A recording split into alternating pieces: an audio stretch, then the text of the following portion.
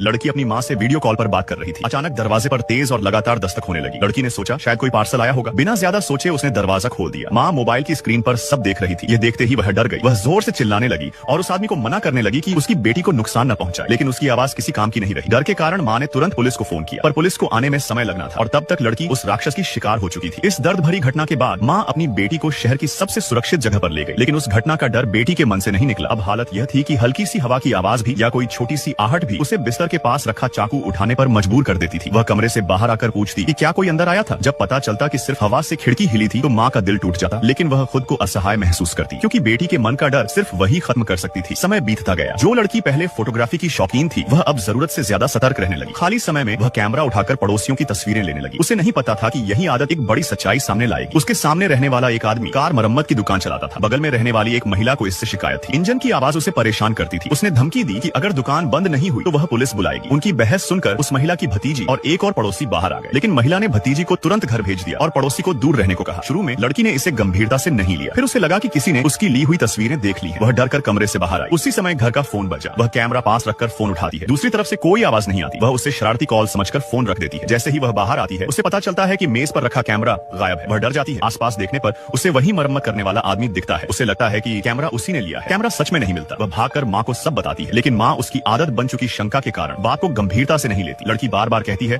और पुलिस को बुला लेती है। जब लड़की पुलिस को सब बताती है उसी समय माँ को आंगन में कैमरा पड़ा मिलता है। माँ फिर से सोच में पड़ जाती है। लड़की कहती है कि आदमी ने चुपचाप कैमरा वापस रख दिया होगा, लेकिन माँ सहमत नहीं होती। लड़की चुप हो जाती है। कुछ समय बाद वही आदमी उसके दरवाजे पर आता है और दस्तक देता है। लड़की सवाल करती है, लेकिन वह सब मानने से इनकार कर देता है। वह कहता है कि लड़की उसकी निजी बातों में दखल दे रही थी, इसी कारण उसने तस्वीरें मिटाने के लिए कैमरा उठाया था। उसकी बात सुनकर लड़की और घबरा जाती है और वह दरवाजा बंद कर देती है।